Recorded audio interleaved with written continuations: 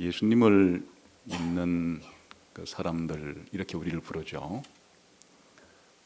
우리들은 예수님과 그 뗄래야 뗄 수 없는 관계를 가지고 있는 사람들입니다. 예수님을 믿는다 하는 것은 다른 말로 말하면 예수님을 잘 아는 사람들 이런 말도 되겠죠. 여러분이 그 사람에 대해서 가장 내가 잘 아는 사람이다 이렇게 말하시는 사람이 누굽니까?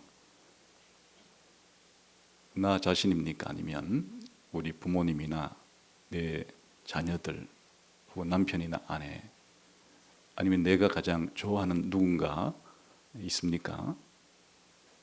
예수님을 믿는 사람들이 정상적으로 살아가려고 하면 이 세상에서 내가 가장 잘하는 사람은 예수님이다. 이렇게 말을 할 수 있어야 되겠죠. 사실은 그래도 누구보다도 아마 사람들은 자기 자신에 대해서 더 많이 알고 있을 가능성이 있죠. 그럼 자기 자신에 대해 얘기해 보라 그러면 자기가 태어났을 때부터 지금까지 자라고 또 지금까지 자기가 무슨 생각을 했고 무슨 행동을 했고 또 어떤 기대감을 가지고 있는지 앞으로 어떻게 되기를 바라는지 이런 이야기들을 해보라 그러면 자기 자신에 대해서는 몇 시간이고 혹은 며칠이고 이렇게 이야기를 할 수 있을 것입니다. 그런데 우리들은 자기 자신보다도 예수님에 대해서 얘기해 보라 그러면 몇 시간 정도 예수님에 대해서 그 이야기를 할 수 있습니까? 며칠이나 예수님을 계속해서 이야기를 할 수 있습니까? 사실은 이 우주에서 가장 중요한 인물이 예수님이고 우리 인간 가운데 가장 중요한 인물이 예수님이기 때문에 성경은 예수님에 대해서 많은 이야기를 해주고 있습니다. 사실은 성경 전체가 예수님에 대한 이야기라고 해도 과언이 아닙니다. 예수님에 대한 구체적인 이야기는 우리가 신약 성경을 펼치면 처음에 나오는 마태복음, 마가복음, 누가복음이 전부 다 예수님에 대한 전기로 시작을 하죠. 나머지 편지들도 다 예수님을 잘 믿고 잘 살자고 하는 이야기들이고 신약 성경 전체가 예수님에 대한 이야기로 가득 들어차 있습니다. 그런데 만약 예수님이 태어나서 사시고 죽으시고 부활하시고 재림하신다는 이야기가 신약 성경에 풍부히 기록됐기 때문에 그러면 우리가 신앙생활을 할 때 신약 성경만 가지고 있으면 예수님을 잘 믿고 또 예수님을 사랑하고 예수님께 순종하면서 살아갈 수 있을 텐데 구약 성경은 우리에게 왜 필요한 건가요? 신약 성경은 예수님이 오시고 난 이후에 예수님이 누구고 예수님이 무슨 말을 했고 또 예수님이 무슨 행동을 했고 그것이 우리의 구원에 무슨 영향이 미치게 되고 이런 것들을 이제 설명한 것인데 구약 성경은 예수님이 오시기 1500년 전부터 기록이 되기 시작해서 예수님이 태어나기 약 400년 전에 기록이 다 끝난 책입니다. 이렇게 예수님이 태어나기 아주 오래전에 1500년 전부터 기록되기 시작한 이 책이 구약 성경이 예수님과는 무슨 관계가 있다는 것입니까? 바로 이 구약 성경 또한 예수님에 대한 이야기로 가득 들어차 있습니다. 그것이 우리가 예수님을 잘 알려고 할 때, 예수님을 잘 믿으려고 할 때, 예수님으로부터 많은 은혜를 받으려고 할 때 신약 성경만이 아니라 구약 성경이 필요한 이유고 구약 성경을 잘 알아야 될 이유입니다. 아주 쉽게 설명을 드려서 하나님께서는 예수님을 잘 아는 것이 영생이고 예수님을 믿는 것이 영생이기 때문에 예수님에 대한 이야기를 해줄 때 어느 날 갑자기 예수님이 태어나시고 난 이후부터 기록하지 않고 예수님이 태어나기 약 1500년 전부터 예수님에 대한 이야기를 사람들에게 성경을 통해서 많이 알려주기 시작했습니다. 그래서 우리가 구약 성경을 읽을 때 예수님이 태어나기 전에 기록된 성경책이기는 하지만 이 속에 중요 인물들이 전부 다 예수님에 대한 이야기를 하고 있다는 것을 알고 읽으면 도움이 되죠. 아담 이야기를 읽을 때 예수님이 어떤 분인지가 보여야 합니다. 노아를 읽을 때, 아브라함을 읽을 때, 모세를 읽을 때, 다윗을 읽을 때 거기에 예수님에 대해서 말해주는, 마치 이 인물들이 예수님의 조상과 같은 그런 느낌이 들면 구약 성경을 읽을 때 예수님을 알아가는 데 도움이 되겠죠. 뿐만 아니라 구약 성경에 기록된 중요한 사건들 또한 전부 예수님에 대한 이야기를 미리 보여줍니다. 창조 이야기 자체가 앞으로 예수님께서 새 창조하실 것에 대한 그림자이고, 또 출애굽 사건을 통해서 구원하시는 이야기가 예수님을 통해서 새로운 출애굽, 더 큰 구원을 이야기하기 위한 바로 그림자입니다. 뿐만 아니라 성경에 등장하는, 구약 성경에 나오는 많은 제도들이 있죠. 특히 이스라엘 사람들에게 중요한 제도는 제사 제도였는데, 제사를 드릴 때는 성전도 필요하고 또 제사장도 필요하고 바로 제사법 제물도 필요한데, 이런 성전이나 제사장이나 제물들이 전부 다 예수님에 대한 이야기들을 미리 보여주는 것입니다. 그래서 우리가 레위기를 공부할 때 이 5대 제사법을 단순히 우리와는 관계없는 고대 이스라엘 사람들이 하나님께 예배드리는 예배법이었다, 그 차원 정도를 넘어서서 바로 거기에서 예수님이 누구시고 우리의 구원을 위해서 어떤 일을 하셨기 때문에 우리가 예수님을 통해서 어떤 놀라운 도움을 받을 수가 있는가 하는 것들을 읽을 수 있어야 된다고 말씀을 드렸습니다. 그래서 오늘 읽은 이 이사야 53장은 이것을 이제 예언의 방식으로 우리들에게 예수님을 가르쳐 줍니다. 특별히 이사야 53장에는 아주 신비로운 인물, 놀라운 인물이 하나 등장을 하는데 표현이 여호와의 종으로 되어 있습니다. 그 여호와의 종이라고 불리는 이 신비로운 인물은 이사야를 통해서 먼 미래에 이 세상에 올 한 인물에 대해서 이야기를 하는데, 오늘 읽은 이 이사야 53장 10절은 이 여호와의 종이라고 불리는 인물이 바로 이스라엘의 제사법과 깊은 연관을 가지고 있다는 것을 말해주고 있어요. 보게 되면 다시 한번 다 같이 이사야 53장 10절을 보게 될까요? 다시 읽을까요? 시작. 여호와께서 그에게 상함을 받게 하시기를 원하사 질고를 당하게 하셨은즉 그의 영혼을 속건 제물로 드리기에 이르면 그가 씨를 보게 되며 그의 날은 길 것이요 또 그의 손으로 여호와께서 기뻐하시는 뜻을 성취하리로다. 여기 보니까 우리가 이제 제사법을 이야기할 때는 동물을 제물로 삼아서 하나님께 제사를 드리기 때문에 제사를 드린다라고 했을 때는 동물을 가지고 혹은 소재 같은 경우는 식물을 가지고 하나님께 제사를 드리는 것으로 알고 있는데, 이제 이사야 53장을 통해서 우리들에게 뭘 가르쳐 주는가 하면, 사실은 그 짐승을 잡아서 제물로 드린 것 자체가 하나의 그림자이고 모형이었음을 보여주는데, 그것은 바로 여호와의 종이라고 불리는 인물 자체가, 이 여호와의 종 자체가 바로 속건 제물이라는 거예요. 좁게는 속건 제물이지만 좀 확장해서 설명하면 레위기에 나오는 이런 번제물, 소제물, 화목제물, 속죄제물, 속건 제물이 여호와의 종이라고 불리는 이 인물이 행해야 할 일들에 대한 그림자임을 보여주고 있고, 그래서 신비로운 여호와의 종이라는 인물을 속건 제물이라 표현한 겁니다. 다시 말하면 짐승이 아니에요. 사람 자체가 바로 하나님께 드려지는 제물이라 하는 것을 말해주고 있습니다.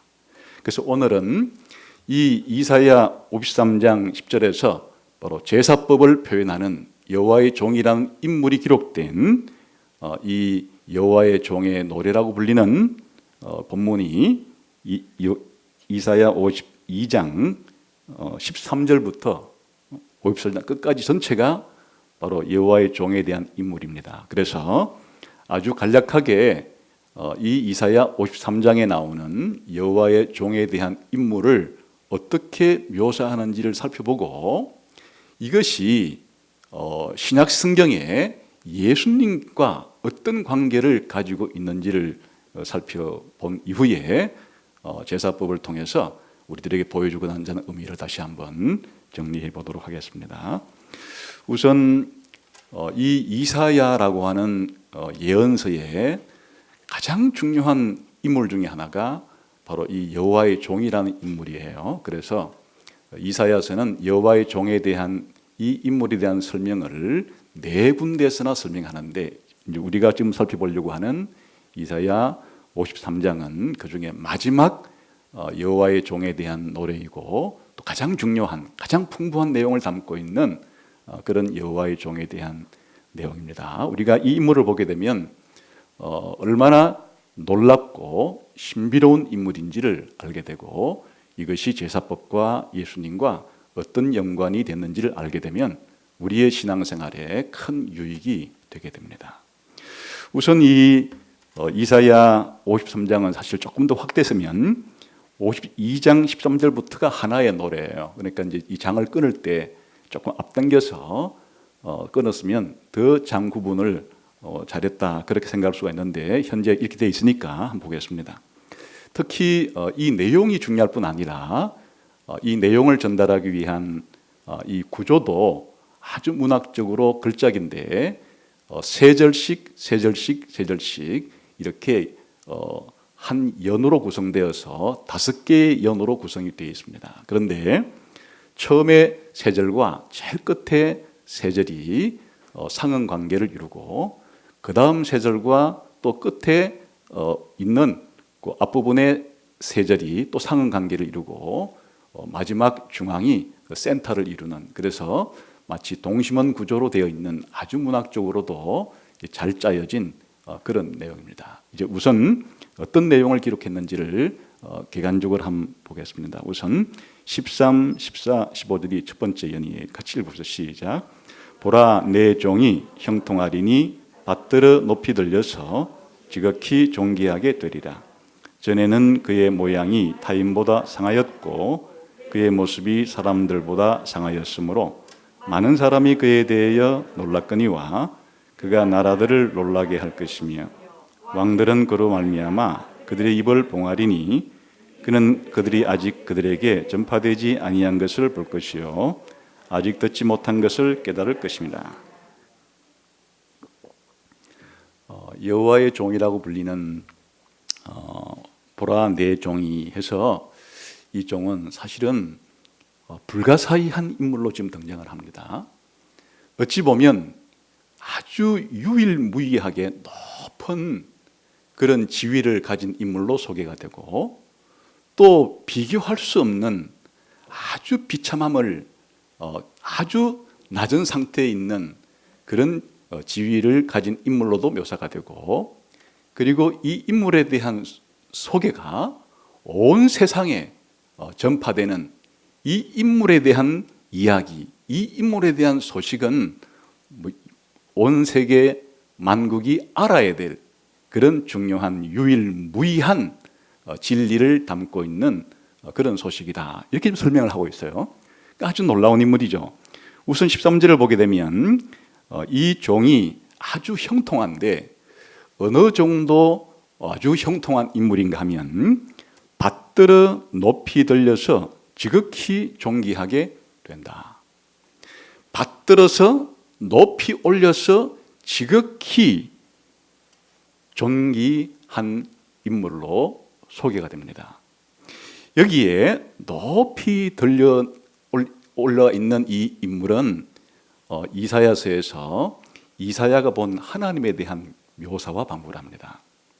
이사야는 성전에서 높이 들린 보좌 위에 앉아 계신 하나님을 보게 됩니다. 이게 이사야서에서의 이사야가 하나님을 만났을 때에 이사야에게 보여주신 하나님이 환상으로 이사야에게 보여줄 때 높이 들린 보좌 위에 앉아 계신 하나님으로 그렇게 이사야에게 하나님이 자신을 소개합니다. 그런데 이때만이 아니고 이사야서에 이 높이 들렸다 하는 이 표현은 하나님께만 적용이 되는 겁니다. 그래서 여호와 하나님께서 너희가 나를 높이 이렇게 대접할 것이다. 나는 너희에게서 높임을 받을 것이다. 하여튼 이 높이 들린다는 표현 자체가 사람에 대한 표현이 아니에요. 이사야서에서는 이 높이 들린다는 이 독특한 어구는 바로 하나님께 대한 표현인데 여기에 신비한 인물이 있습니다. 이 신비한 인물은 분명히 사람이에요. 그런데 누구와 방불할 정도의 높은 지위를 가지는가 하면 이사야가 높이 들린 보좌 위에 앉아 계신 하나님처럼 높은 보좌 위에 앉아 있는 이런 인물로 설명이 되어 있기 때문에 우리들로 하여금 궁금증을 자아내지 않을 수가 없어요. 여호와 하나님 이외에 이런 높이 들린 지극히 높은 자리에 앉아 있는 이런 인물이 누구란 말인가? 그래서 이런 형통하게 된 인물에 대한 이 엄청난 소식을 지금 전하고 있습니다. 그런데 14절에 보게 되면 이와 완전히 상반된 모습이 나와요. 우리 한번 14절에 시작. 전에는 그의 모양이 타인보다 상하였고 그의 모습이 사람들보다 상하였으므로 많은 사람이 그에 대하여 놀랐거니. 이번에 놀라는 것은 이 인물의 비참함, 이 인물의 낮아짐이 다른 사람과 비교해 볼 때 그 어떤 사람의 비참함과 공경함과 공고함과 낮아짐과 이런 상태와는 비교할 수 없을 정도의 비참하고 낮은 인물이기 때문에 사람들은 또 한 번 놀라게 된다. 한 인물에게서 이런 두 가지 모습을 본다는 것은 쉬운 일이 아니죠. 이 세상에 그 어떤 사람보다 비참하고 고통받고 괴롭고 낮아진 상태에 있기도 하고 반대로 이 세상 사람과 비교할 때 그 누구와도 비교할 수 없을 정도로 사실은 높이 들린 보좌 위에 앉아 계신 하나님처럼 영광스러운 모습을 하고 있는, 그러니까 그의 영광스러운 높아진 모습에도 놀라게 되고 그의 낮아진 비참한 모습에 대해서도 사람들은 놀라지 않을 수가 없는 이런 인물을 지금 소개하는 겁니다. 그런데 이런 인물이 있다면 이 인물을 다른 사람들에게 알려야 하는데 이 다른 사람에게 알려야 되는 이 범위가 온 세상 열방을 다 포함할 이 온 땅에 이 인물에 대한 소식이 전파될 것을 말해주고 있어요. 한번 15절을 봅시다. 같이 읽어봅시다. 시작. 그가 나라들을 놀라게 할 것이며 왕들은 그로 말미암아 그들의 입을 봉하리니 이는 그들이 아직 그들에게 전파되지 아니한 것을 볼 것이요 아직 듣지 못한 것을 깨달을 것입니다. 여기 또 놀라요. 이 여호와의 종이라는 인물에 대한 소식은 지금까지 전해진 적이 없어요. 지금까지 전파된 적이 없어요. 그 사람들이 이 여호와의 종에 대한 소식을 들을 때 깜짝 놀라게 되는 거예요. 지금까지는 들어본 적이 없는, 지금까지는 한 번도 이런 소식을 접해본 적이 없는 그런 인물에 대한 소식이기 때문에. 그런데 단순한 한 개인만이 아니고 여기에 나라들을 놀라게 하고 왕들이 이 소식을 들을 때 입을 봉하게 된다 하는 이야기는 여기에 이 소식이 너무 충격적이에요. 우리들이 너무 좋아도 말을 잃죠. 너무 좋은 걸 어떻게 말하겠어요? 너무 슬퍼도 어안이 막혀서 말을 할 수가 없죠. 너무 충격적인 것을 우리가 보거나 접할 때 말을 할 수가 없죠.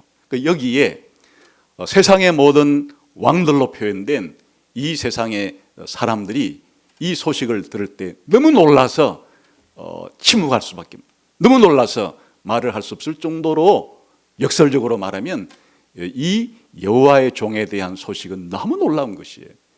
이 여호와의 종에 대한 소식은 지금까지 이런 인물에 대한 소식이 전해진 적이 없기 때문에, 이런 인물을 사람들은 세상에서 본 적이 없기 때문에 너무나 놀라운 종에 대한 소식이 만국에 그 열방에 그리고 모든 왕들이 다시 말하면 모든 사람들이 이 소식을 접하게 될 때 받을 그런 충격에 대해서 말해주고 있어요. 이것은 이 인물을 소개할 때 이 여호와의 종이라는 인물이 얼마나 다른 사람과 비교해 볼 때 높은 인물이고 또 다른 사람과 비교해 볼 때 얼마나 낮아졌던 인물이고 또 이 소식이 얼마나 사람들에게 큰 영향을 미치게 될 또 충격적인 그런 소식임을 말해주면서 이 인물에 대한 궁금증을 정복시키죠. 도대체 이런 인물이 누구란 말인가 하는 것을 이제 첫 연에서는 이 여호와에 대한 소개를 하면서 여호와의 종의 높아짐과 낮아짐을 통해서 높아짐을 소개를 합니다. 이제 53장 1, 2, 3절과 4, 5, 6절과 7, 8, 9절은 2년, 3년, 4년에 해당이 되는데 이 전체는 아까 우리가 14절에서 보았던 이사야 52장 14절에서 보았던 이 여호와의 종이라는 인물이 다른 사람들보다 더 비참하고 다른 사람들보다도 더 상한 모습, 이 여호와의 종의 고난에 대해서 더 상세하게 설명을 합니다. 이것이 이제 이 여호와의 종을 이해하는 가장 중요한 것이기 때문에 높아짐은 처음에 서론적으로 언급을 하고 이제 보다 집중적으로 중앙 부분에서는 이 여호와의 종이 왜 고난을 받는가, 어떻게 고난을 받는가 하는 것을 중심으로 설명을 합니다. 우선 한번 53장 1, 2, 3절은 이 여호와의 종의 출생 모습이에요. 여호와의 종이 어떤 출생을 하고 여호와의 종이 어떤 외모를 띠고 또 여호와의 종이 사람들에게 어떤 대접을 받는가 하는 게 설명이 됩니다. 우리 한 1, 2, 3절을 보죠. 시작. 우리가 전한 것을 누가 믿었느냐? 여호와의 팔이 누구에게 나타나느냐? 그는 주 앞에서 자라나기를 연한 순 같고 마른 땅에서 나온 뿌리 같아서 고운 모양도 없고 풍채도 없은즉 우리가 보기에 흠모할 만한 아름다운 것이 없도다. 그는 멸시를 받아 사람들에게 버림받았으며 간고를 많이 겪었으며 질고를 아는 자라. 마치 사람들이 그에게서 얼굴을 가리는 것 같이 멸시를 당하였고 우리도 그를 귀히 여기지 아니하였도다. 여기 아직 여호와의 종이라는 인물이 어떤 인물인가는 설명드리지 않았지만은 이 여호와의 종이라는 인물의 탄생 그리고 여호와의 종이라는 인물이 살아가면서 사람들에게 어떤 대접을 받는가 하는 것이 설명이 되어 있죠. 여기 보니까 주 앞에서 자라나기를 연한 순 같고 마른 땅에서 나온 뿌리 같아서 고운 모양도 없고 풍채도 없다.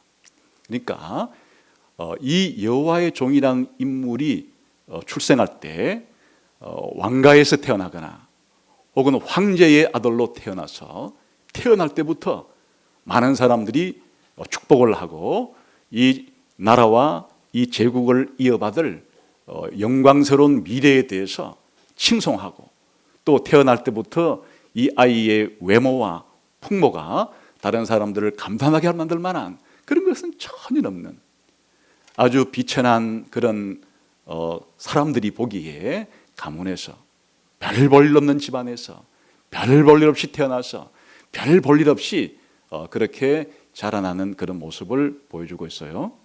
그리고 3절에 보게 되면 사람들에게 무시를 당하고 멸시를 당해요. 그래서 그는 멸시를 받아 사람들에게 버림받았으며 간고를 많이 겪었으며 질고를 아는 자라. 사람들이 그에게서 얼굴을 가리는 것 같이 멸시를 당하였고, 그러니까 이 인물은 사람들에게 따돌림을 당하고 얼굴을 외면당하고 버림받고 질고를 겪고 고통을 겪고 고난을 겪고 이런 인물이에요.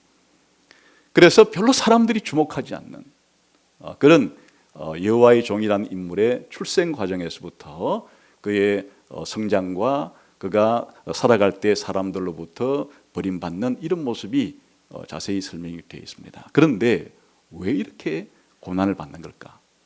왜 이 여호와의 종은 이렇게 고통과 고난과 간고를 많이 겪게 되는 걸까? 그 이유를 이제 4, 5, 6절 3년에서 설명을 합니다. 읽읍시다. 시작. 그는 실로 우리의 질고를 지고 우리의 슬픔을 당하였거늘 우리는 생각하기를 그는 징벌을 받아 하나님께 맞으며 고난을 당한다 하였노라. 그가 찔림은 우리의 허물, 그가 상함은 우리의 죄악 때문이라. 그가 징계를 받음으로 우리가 평화를 누리고 그가 채찍에 맞음으로 우리는 나음을 받았도다. 우리는 다 양 같아서 그릇 행하여 각기 제 길로 갔거늘 여호와께서는 우리 모두의 죄악을 그에게 담당시키셨도다. 이제 이 3년에서는 이 여호와의 종이라고 불리는 인물이 왜 이렇게 멸시를 당하고 고통을 겪고 고난을 받는지 이유를 설명하는데, 그것은 자기 죄 때문이 아니라는 거예요. 자기 잘못 때문이 아니라는 거예요. 다른 사람을 대신해서 받는 슬픔이고, 다른 사람을 대신해서 받는 채찍맞음이고, 다른 사람들의 죄악을 대신 짊어지는 이 이유 때문에 바로 대신 받는 고통, 대신 받는 고난, 대신 받는 형벌을 이 여호와의 종이라는 인물이 겪고 있기 때문이다. 이렇게 말해요. 더 신비롭죠.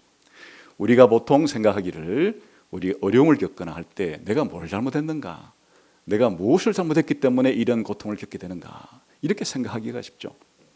그런데 이 여호와의 종이라는 인물은 다른 사람들보다 받는 고통이 몇십 배, 몇백 배, 몇천 배, 몇만 배 비교할 수 없을 정도로 많은 그런 고통과 고난을 겪는데, 그 이유가 우리의 고통, 우리의 아픔, 우리의 슬픔, 우리의 질고, 우리의 형벌을, 우리의 죄악을 대신 받아서 이런 고난을 받고 있다. 이렇게 대신 고난, 대신 형벌을 받는 것을 설명해 주고 있습니다. 자, 그러면 이 인물은 이렇게 대신 받는 고통과 대신 받는 형벌이 어느 정도까지 받게 되는 걸까? 그 다음에 7, 8, 9절에서는 여호와의 종이 종이라 불리는 이 인물이 이제 체포되고 재판을 받고 처형 죽음을 당하고 또 무덤에 들어가기까지 이렇게 이제 고난을 받는다는 것을 설명합니다. 봅시다. 7절부터 9절까지 시작. 그가 곤욕을 당하여 괴로울 때에도 그의 입을 열지 아니하였으며 마치 도수장으로 끌려가는 어린 양과 털 깎는 자 앞에서 잠잠한 양같이 그의 입을 열지 아니하였도다. 그는 곤욕과 신문을 당하고 끌려갔으나 그 세대 중에 누가 생각하기를 그가 살아있는 자들의 땅에서 끊어짐은 마땅히 형벌받을 내 백성의 허물 때문이라 하였으리요. 그는 강포를 행하지 아니하였고 그의 입에 거짓이 없었으나 그의 무덤이 악인들과 함께 있었으며 그가 죽은 후에 부자와 함께 있었도다. 이 여호와의 종이라는 인물은 이 고난을 아주 자발적으로 받아요.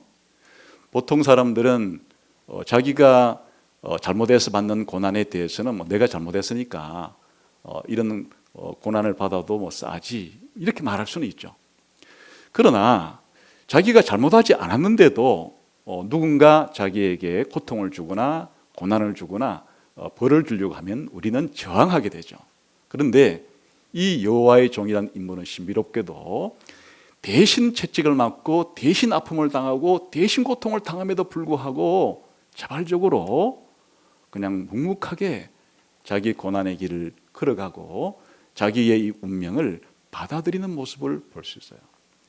마치 옛날 희생 제물의 짐승들이 도수장으로 끌려가는 제물이 끌려갈 때 이 여호와의 종이라는 인물은 그 희생 제물의 양처럼 그렇게 죽음을 향해서 끌려가는데도 아무런 저항이나 아무런 이 일에 대한 불평이나 불만 없이 오히려 자원하는 마음을 가지고 자발적으로 이 고난을 받아가는 모습을 보여주고 있죠.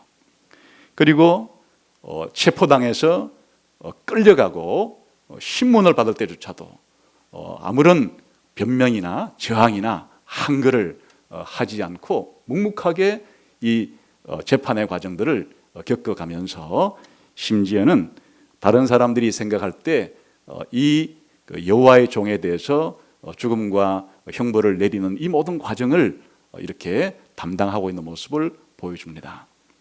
그런데 놀라운 것은 이 종의 죽음과 장사 지내는 것에도 보통 사람들이 생각하기 어려운 신비로운 모습이 있어요. 9절에 보게 되면 무덤은 악인들과 함께 있고 그 묘실은 부자와 함께 있다. 만일 악인들의 한 그 불의로 취급을 당해서 이렇게 죽음을 당했다면 그의 묘실도 비참하게 그렇게 되었을 것인데 죽음은 죄인들의 탐바구니 속에서 악인들의 탐바구니 속에 죽었지만은 그의 무덤은 부자와 함께 이렇게 놓여 있다고 함으로써 이 인물의 죽음과 이 장래에 얽힌 그것도 아주 신비로운 인물인 것을 그렇게 말해주고 있죠. 그러면 이와 같이 여호와의 종이라고 불리는 이 인물이 이렇게 그의 삶에 있어서 고통과 체포와 죽음과 무덤에 묻히는 이런 일들은 궁극적으로 어떤 결과를 가져오게 될 것인가 하는 것이 마지막 5번째 연에서 설명이 됩니다. 10절부터 12절까지 한번 읽어봅시다. 시작. 여호와께서 그에게 상함을 받게 하시기를 원하사 질고를 당하게 하셨은즉 그의 영혼을 속건제물로 드리기에 이르면 그가 씨를 보게 되며 그의 날은 길 것이요 또 그의 손으로 여호와께서 기뻐하시는 뜻을 성취하리로다. 그가 자기 영혼에 수고한 것을 보고 만족하게 여길 것이다. 나의 어려운 종이 자기 지식으로 많은 사람을 어렵게 하며 또 그들의 죄악을 친히 담당하리로다. 그러므로 내가 그에게 존귀한 자와 함께 몫을 받게 하며 강한 자와 함께 탈취한 것을 나누게 하리니 이는 그가 자기 영혼을 버려 사망에 이르게 하며 범죄자 중 하나로 헤아림을 받았음이니라. 그러나 그가 많은 사람의 죄를 담당하며 범죄자를 위하여 기도하였느니라. 이렇게 신비롭게 다른 사람의 고통과 다른 사람의 죄악을 대신 담당해서 이렇게 죽임을 당한 이 여호와의 종의 이와 같은 행동의 결과로 참으로 많은 일이 발생하게 됩니다.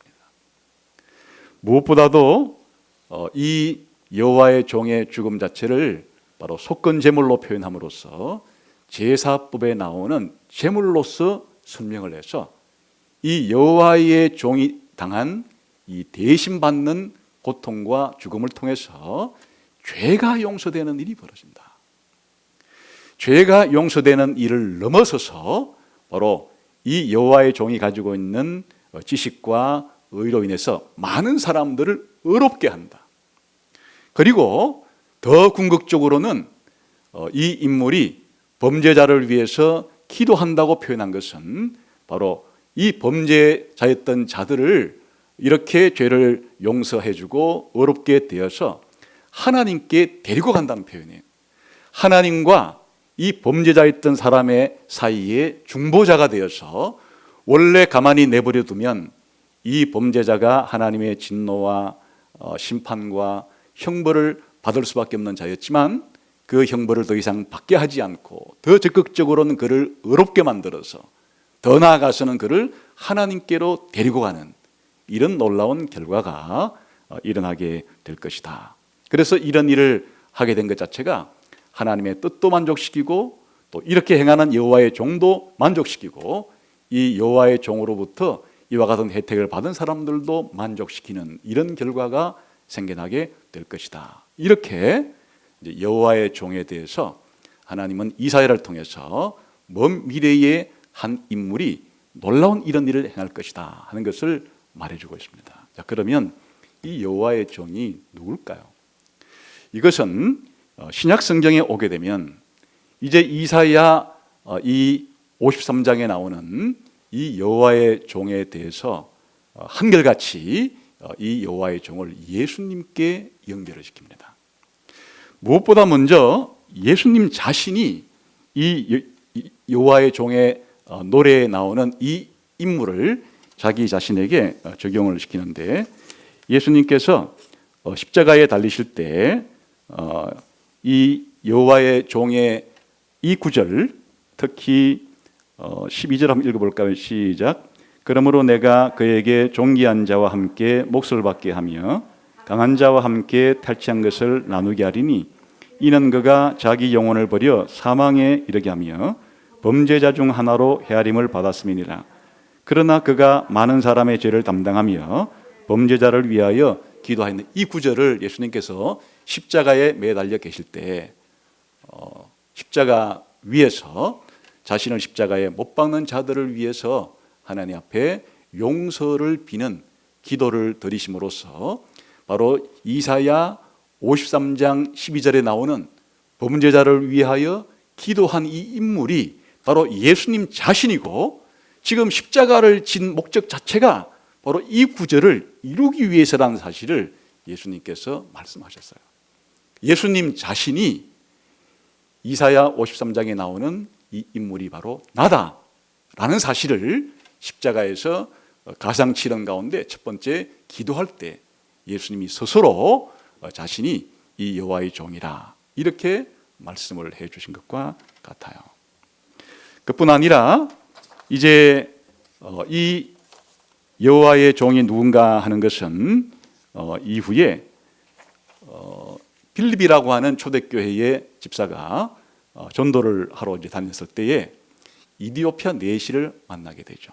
근데 이디오피아 내시가 예루살렘에 와서 제사를 드리고 돌아가는 길에 뭔가를 하나 읽고 있었는데 성경을 읽고 있었어요. 그 중에서 바로 이사야 이 53장 본문을 읽었는데, 읽어도 이 내용이 도대체 이 신비로운 여호와의 종이란 인물이 누군지를 알 길이 없는 거죠. 그냥 읽고 있는 것이에요. 그럴 때 전도자 빌립을 만나서 바로 어떻게 말하는가 하면 도대체 이 인물이 누구냐 이렇게 물었을 때 빌립 집사가 바로 이 구절을 가지고 어떻게 해석해 주는가 하면 바로 예수님에 대한 이야기다 하는 것을 그 이디오피아 내시에게 가르쳐 주면서 이 구절로부터 시작해서 구약 성경에 기록된 예수님에 대한 이야기를 말해주기 시작하죠.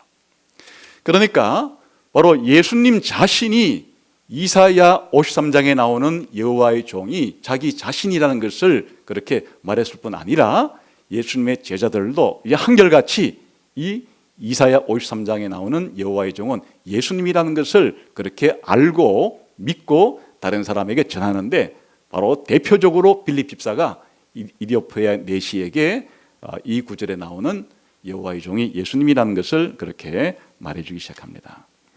뿐만 아니라 마태라고 하는 사도는 마태복음을 기록할 때 마태복음 8장 17절을 통해서 예수님께서 많은 병자들을 치유하고 그렇게 하시는 장면을 바로 4절에 나오는 구절을 이용해서 우리의 슬픔을 당하고 우리의 징벌을 당하는 이것을 바로 예수님의 치유 사역에 적용을 하면서 역시 바로 이사야 53장에 나오는 이 여호와의 종이 예수님이라는 사실을 예수님의 치유를 통해서도 그렇게 말을 합니다.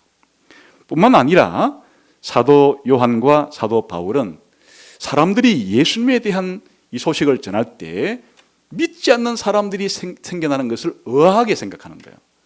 그럴 때 바로 그 구절이 이사야 53장 1절에 우리가 전한 것을 누가 믿었느냐, 여호와의 팔이 누구에게 나타났느냐, 이 구절을 적용하면서 바로 많은 사람들이 예수님에 대한 소식을 들어도 예수님을 믿지 않는 사람들이 있을 거라는 사실을 이미 이사야 53장 여호와의 종에 대한 소식에도 그렇게 담겨 있었다, 이렇게 함으로써 바로 여호와의 종을 예수님과 연결시킵니다.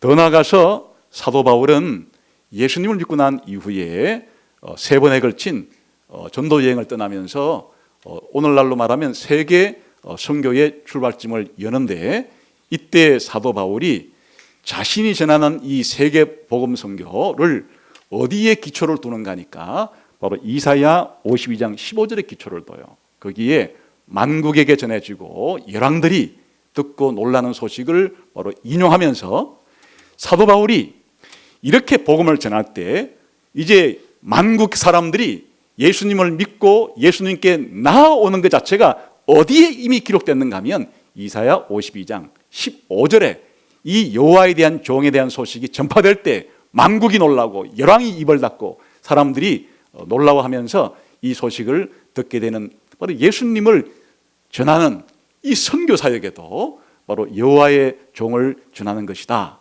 다시 말하면 사도 바울은 여호와의 종에 대한 소식을 알리는 이것이 바로 사도 바울이 전도이고 선교였어요. 더 나아가서 베드로는 베드로전서 2장에서 우리 신자들이 고난을 당할 때, 세상 사람들은 자기가 죄를 지어서 그렇게 감옥에도 가고 형벌을 받지만 예수 믿는 사람들은 죄를 지은 것도 없는데 의롭게 살려고, 착하게 살려고, 진실되게 살려고 하는데도 세상 가운데서 많이 고난을 겪는 일이 생겨나게 되는데, 베드로는 이 사실을 이런 일의 모범이 누군가 하면 바로 예수님이 우리처럼 십자가에 죽으신 그 죽음과 고난은 예수님이 죄가 있어서가 아니라 바로 우리를 위한 대속적인 그런 죽음이라는 것을 우리 신자들의 고난의 모델로 제시할 때 바로 이 구절을 가지고 오는 거예요. 다시 말하면 예수님도, 베드로도, 사도 요한도, 그리고 사도 바울도, 빌립 집사도 한결같이 이사야 53장에 나오는 이 인물을 예수님에게 적용해서 바로 예수님이 바로 이사야 53장에 나오는 여호와의 종이라는 인물이다, 이렇게 설명하는 겁니다. 자, 그렇게 놓고 이제 이사야 53장을 다시 읽어보게 되면 그야말로 이것은 예수님이 오시기 800년 전에 예수님에 대한, 예수님의 출생, 예수님의 공생애, 그리고 예수님의 순환, 특히 예수님의 체포당하시고 재판을 받으시고 십자가에서 처형당하시고 그리고 아리마대 부자 무덤에 묻히시고 그리고 부활하고 성천하여 하나님 보좌 우편에 앉으시고, 그리고 예수님에 대한 이 소식이 세계 만국에 전파될 것에 대한 예수님의 출생부터 예수님의 성천과 예수님에 대한 성천으로부터 예수님에 대한 소식이 예수님의 재림 때까지 전파될 것이 그야말로 이사야 53장 마지막 여호와의 종의 노래에 가득가득 들어있는 거예요. 마치 다이아몬드의 여러 면들이 보석처럼 빛나듯이 이사야 53장 여호와의 종의 노래는 그리스도를 밝혀주는, 그리스도의 광채를 밝혀주는 이 다이아몬드 빛처럼 그리스도의 그의 모든 모습을 찬란하게 비춰주고 있어요. 그런데 우리가 구조상으로 보았듯이 이 여호와의 종의 노래의 첫 연과 마지막 연은 결국에 그리스도께서 부활하고 성천하여 높아지시고 그의 복음이 땅끝까지 전파될 것을 가리키고 있으나 그 중앙 부분에 있는 2연과 3연과 이 4연은 그리스도의 고난에 대해서 집중적으로 묘사하고 있죠. 그래서 2연은 그리스도의 출생과 그리스도의 삶 속에서의 버림받음에 대해서, 그리고 네 번째 연은 그리스도께서 재판받으시고 죽으시고 십자가에서 죽은 이후에 무덤에 묻히는 그런 고난의 모습을 말해주고 있고, 바로 그 중앙의 핵심에 왜 이런 고난을 받으시는가 하는 설명이 들어있는데, 그것은 바로 우리의 질고 우리의 아픔, 우리의 형벌을, 우리의 죄악을 예수님께서 대신 벌을 받으시고 대신 죽으신다고 하는 설명을 하고 있어요. 이것이 기초가 되어서 이제 나머지 모든 일이 발생한다, 그런 뜻이겠죠. 그래서 이사야 53장을 볼 때 한 눈은 어디에 고정을 시켜야 되는가 하니까 바로 레위기에 나오는 이 제사법에 고정을 시키고, 다른 한 눈은 어디에 고정을 시켜야 되는가 하니까 바로 예수님께 고정을 시켜야 되는 것이에요.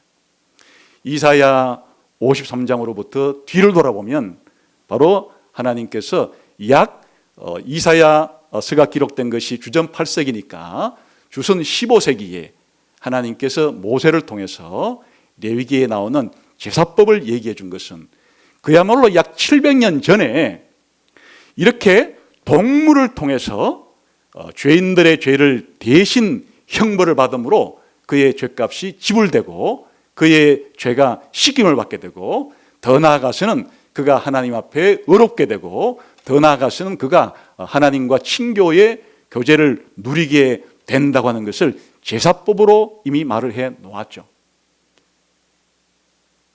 약 700~800년 뒤에 하나님께서는 그 제사법에 나오는 의미를 여호와의 종을 통해서 해석해 주고 있는 것이에요. 이 동물로 드리는 이 제사는 사실은 동물이 아니라 진짜는 어떤 인물에 의해서 대신 제물이 되어서 제사가 드려질 것을 그렇게 이사야 53장의 여호와의 종의 노래는 밝혀주고 있고, 이것은 또 800년이 지나서 더 구체적으로 예수님께 적용이 되어서 예수님이 바로 우리들의 속건 제물일 뿐 아니라 더 나아가서는 이사야서에 나오는 이 여호와의 종이 당하는 이런 제물로서의 성격이 5가지 제사법 가운데 이 구체적으로 속건 제물로 설명이 됐지만은 확대해서 해석하면 레위기 1장부터 7장까지 나오는 이 모든 제물이 되셨다는 것을 그렇게 우리에게 말해주고 있습니다. 여러분, 이것은 우리들에게 예수님이 얼마나 중요한 분인가를 다시 한번 깨닫게 해주죠. 제가 서론에서 말씀드렸던 것처럼 우리가 건강하게 살고 또 복을 받고 영생을 누리는 삶을 살아가는데 가장 필요한 것은 그 누구보다 예수님에 대해서 잘 아는 겁니다. 예수님을 아는 것이 성경은 영생이라고 불렀습니다. 그러므로 여러분, 성경은 오늘 이 이스라엘의 제사법이 되었건 그 제사법을 인물로 설명하는 여호와의 종이 되었건 구약 성경 전부가, 그리고 신약 성경 전부가 예수님에 대한 이야기인데 그만큼 중요하기 때문이에요. 그래서 여러분들이 살아갈 때 내가 알아야 될 내용이 많이 있지만 내가 가장 잘한다고 말할 수 있는, 내가 가장 확실하게 안다고 말할 수 있는 내용은 예수님이 되어야 됩니다. 우리가 세상을 살아갈 때 필요한 지식이 많죠. 세상을 살아갈 때 우리가 유치원 때부터 가서 배우는 많은 그 지식들이 대학원 때까지 배울 모든 지식들이 뭔가 세상 살아가는데 필요하기 때문에 배워야 하죠. 그걸 배울수록 세상을 살아가는데 유용한 지식들이 많이 있죠. 그런데 우리의 죄사함과 우리의 영생의 문제를 위해서 우리가 지옥 가지 않고 우리가 천국 가는데 필요한 지식은 예수님을 아는 지식에 달려있는 것이에요. 그래서 내가 예수님에 대한 지식을 내 스스로에게 설명하거나 다른 사람에게 설명할 때 몇 시간이 아니라 며칠이고 몇 달이고 몇 년이고 예수님에 대한 이 놀라운 소식을 전할 수 있을 정도로 예수님에 대해서 잘 알아야 되는 것이죠. 창세기 1장 1절부터 요한계시록 22장 마지막 절까지의 내용은 사실들은 예수님에 대한 이야기의 확장판이에요. 예수님을 알고 예수님을 전한다는 것은 성경 전체를 아는 것과도 방불한 것이에요. 그러므로 우리가 제사법을 배울 때 또 여호와의 종에 대해서 배울 때 예수님께로 돌아가게 되는 거예요. 그러므로 여러분이 지금까지 나는 여기에 전문가야, 나는 이것을 제일 잘 알고 있어, 그런 것들이 다 있을 수 있겠죠.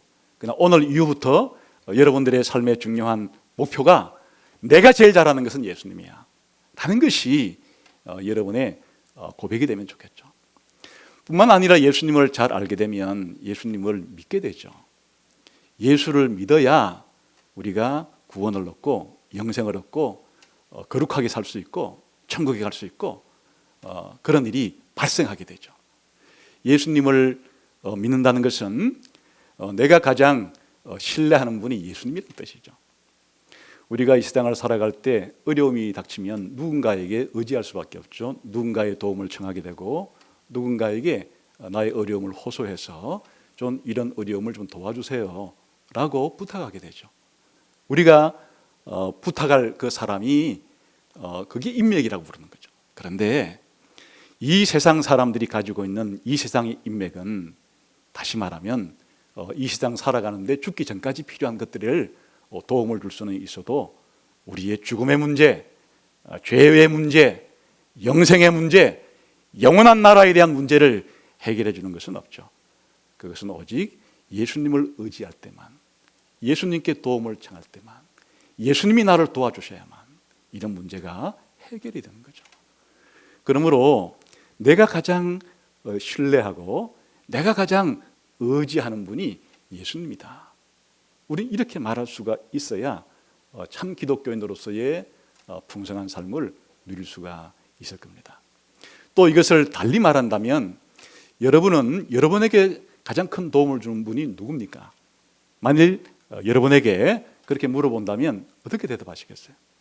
아마도 첫 손가락에 꼽히는 것은 부모님이겠죠. 부모님이 지금까지 저를 이렇게 그래도 진자리 마른 자리 갈아 끼우면서 또 먹여도 주시고 또 교육도 시켜주시고 사랑도 해주시고 누구나 부모님의 그런 사랑과 은혜로부터 받은 도움에 대해서 설명을 할 수밖에 없고, 자라면서는 또 학교 선생님이라든지 또 친구라든지 동료라든지 이런 누군가의 도움을 내가 받아서 오늘 내가 이렇게 되었다 이렇게 말할 수 있지만, 우리 기독교인들은, 예수 믿는 사람들은 내가 가장 큰 도움을 받은 사람은 예수님입니다.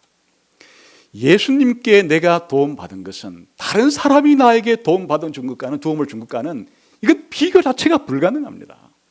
예수님이 나에게 준 도움 때문에 나는 내가 이 세상을 살아갈 때 내가 겪는 육체의 고통이든 정신적인 고통이든 아니면 기타 등등의 밖에서부터 오는 고난이든 내 안에서 발생하는 그런 고난이든 간에 예수님을 내가 알고 예수님을 믿고 신뢰하면 다 예수님의 빛에 비추어서 그 의미를 깨달을 수가 있어요. 지금 당장 내 육체를 이 순간적으로 고쳐주지는 않는다 할지라도, 나의 이 고통을 지금 당장 해결하지 않는다 할지라도 예수님을 믿고 의뢰하면 왜 내가 이런 고통을 겪고 있으며 왜 이런 고통을 겪을 때 어떻게 이 고통을 바라봐야 하는지, 이 고통 속에서 어떻게 내가 벗어날 수 있는지, 이 고통이 나에게 주는 의미가 무엇인지를 알 수 있기 때문에 사실은 우리의 고통만이 아니라 내 죽음의 의미조차도, 내가 왜 죽어야 하는지, 죽고 난 다음에 어떻게 되는지, 죽음의 문제조차도 예수님께로부터 도움을 얻을 수가 있죠. 살아서나 죽어서나, 살아서나 죽어서나 내게 필요한 모든 것들에 대한 최상의 도움은 나는 예수님께로부터 받은 사람입니다 라고 말할 수 있는 사람이 되어야 되겠죠. 그렇게 되면 내가 이 세상에서 가장 좋아하고 가장 사랑한 사람이 누굽니까? 물어보면 당연히 예수님이죠. 우리가 어릴 때는 부모님을 가장 좋아할 수 있겠고, 또 자녀를 낳고 나면 자기의 자녀가 자기의 가장 좋아하는 사람이 될 수 있고, 또 목화 열애죽이거나 신혼의 단꿈 속에서 살고 있는 사람들은 남편과 아내가 자기의 가장 좋아하고 사랑하는 사람이라고 말할 수 있을지 모르겠으나, 우리의 참 신자들은 내가 이 세상에서 가장 좋아하고 가장 사랑하는 분이 예수님입니다 이렇게 고백할 수 있고, 실제로 예수님을 가장 좋아한다고 사랑한다고 이렇게 말할 수 있는 사람들이 바로 신자들이 되는 것이겠죠. 그뿐 아니라 내가 살아갈 때 우리들은 누구인가의 생각대로 살게 마련이죠. 내가 생각한 생각으로 살든 아니면 누군가 다른 사람이 나에게 이렇게 하라고 한 것을 따르든지 간에 우리들은 이 땅에 뭔가의 행동을 할 때 누군가의 말에 근거해서 행동을 하게 되는데, 예수 믿는 사람들은 자기가 이 땅을 살아갈 때 왜 그런 행동을 했냐고 물어보면 예수님이 그렇게 내가 이렇게 행동하기를 원하시고 예수님이 내가 이렇게 행동하기를 명령하셨기 때문에 나는 이런 행동을 하고 있는 것이라고 이렇게 말할 수 있는 사람이 돼야 되겠죠.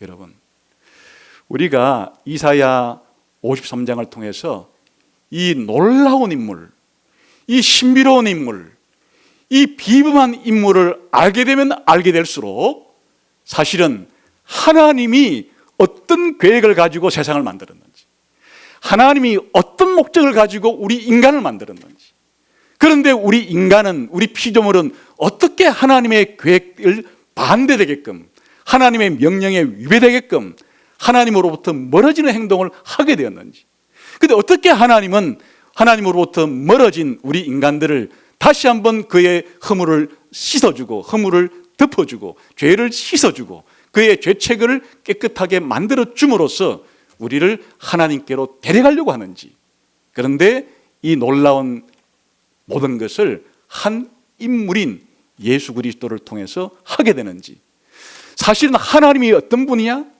신이란 어떤 존재야? 라고 하는 물음에 대해서 가장 잘할 수 있는 것은 예수님을 잘 아는 것이야말로 하나님이 어떤 분인지에 대한 하나님의 본질과 하나님은 도대체 무슨 일을 하시는 분인지에 대한 하나님의 사역을 가장 잘 이해할 수 있는 비결이 되는 겁니다. 뿐만 아니라 우리가 궁금해하는 인간이 뭐지? 왜 살지? 이와 같은 인간의 본질과 인간의 삶의 의무에 대해서, 또 인간에게 주어지는 최고의 행복이 무엇인지에 대해서 예수님은 이상적인 인간이에요. 하나님이 우주를 창조하고 인간을 만들 때 하나님의 머릿속에서 계획한 가장 이상적이고 완전하고 완벽하고 영광스러운 인간의 표준 모델이 바로 예수님인 것이에요.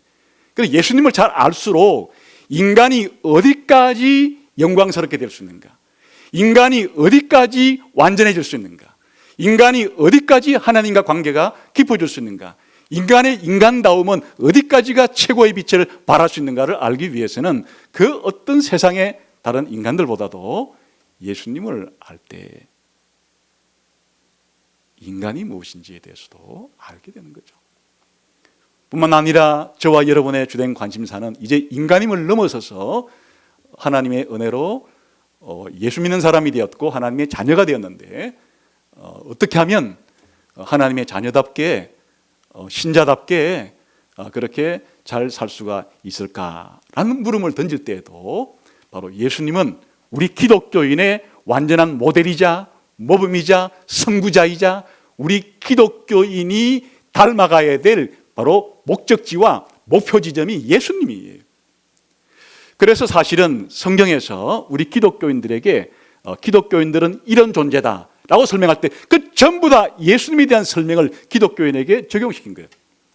우리 기독교인들에게 이렇게 살아라 라고 명령할 때 그 모든 기독교인에 대한 명령은 사실은 예수님께서 이 땅에 사셨던 삶을 본받는 것이에요. 그러므로 우리 기독교인들이 자기가 기독교인으로서 자기 자신의 정체성을 이해하고 살아가는데도 예수님을 아는 것은 절대적인 것이에요. 더 나아가서 우리 교회 공동체가 이 세상 공동체와 다른 본질이 뭔가, 사명은 뭔가를 알기 위해 전부 예수님을 알아야만 교회라는 공동체를 알게 되는 거죠.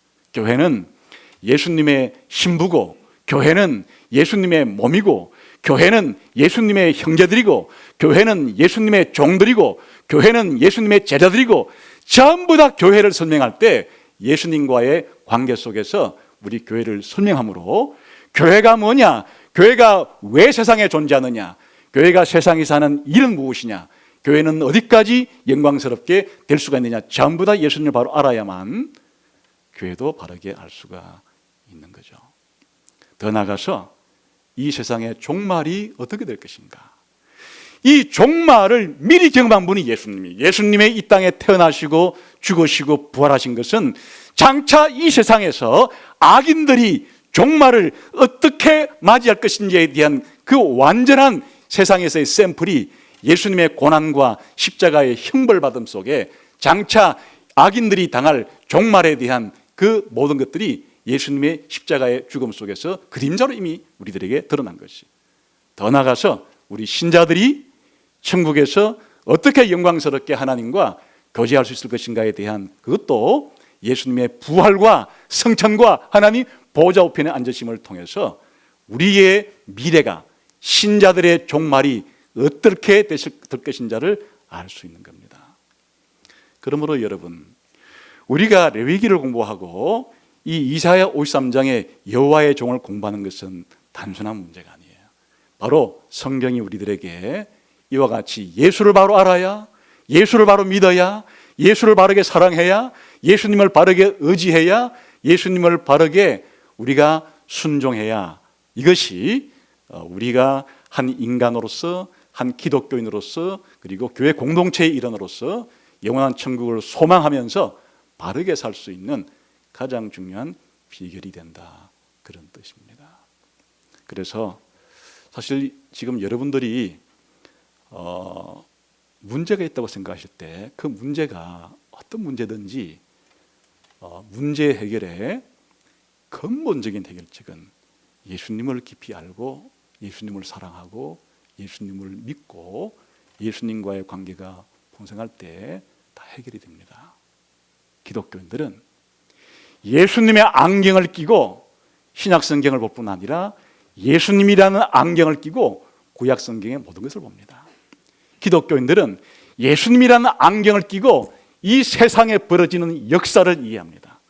기독교인들은 예수님이라는 안경을 끼고 나에게 발생하는 일이 그것이 좋은 일이든 나쁜 일이든 예수님이 우리들에게 그 의미를 가르쳐주고 우리의 모든 공경과 곤란으로부터 해결해 주시고 우리에게 가장 좋은 것을 주시는 분, 다시 말하면 하늘에 속한 모든 신령한 복은 그리스도 안에 있기 때문에 여러분 올 한 해 동안 여러분이 살아갈 때 예수를 더 알기를 소원하고 예수님을 더 신뢰하기를 소원하고 예수님을 더 사랑하기를 소원하고 예수님께 더 충성하기를 소원하는 것이 올 한 해 동안 여러분의 삶의 목적과 목표와 삶의 원리와 삶의 방법과 그리고 여러분의 모든 것에 되시기를 주님의 이름으로 축원합니다.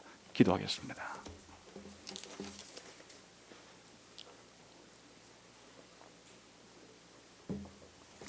하나님 아버지 감사합니다.